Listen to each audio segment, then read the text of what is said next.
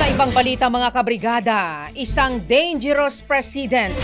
Yan po ang naging paglalarawan ni Health Reform Advocate Dr. Tony Liachon sa zero subsidy sa PhilHealth.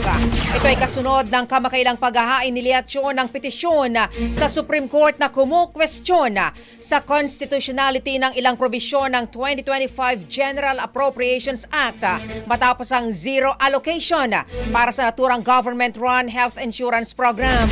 Sa panayam ng Brigada News FM Manila kay sa Health Advocate, sinabi nitong delikado ang ginawang ito sa PhilHealth dahil maaari itong maulit. Yung zero subsidy says a dangerous precedent kasi pwede nilang ulitin yan kung magpapabola tayo.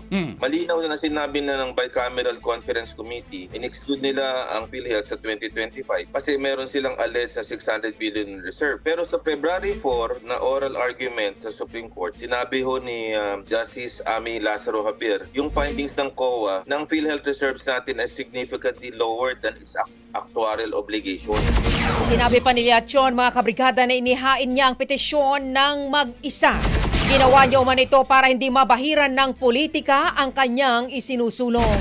I filed this independently para hindi mabahira ng politika. Okay. That's number one. At it transcends politics and personal interest, and it is a matter of protecting the right of every Filipino. So yung laban natin na Brigada Abner, Brigada Gab, laban ho ng bawat Pilipino ho ito. Brigada Balita Nationwide sa tanghali. Brigada Balita Nationwide. Ang bahaging ito ay hatid sa atin ng Yummyvit ES2 Oral Drops. Simulang tuparin ang pangarap ng iyong anak. And stunting now,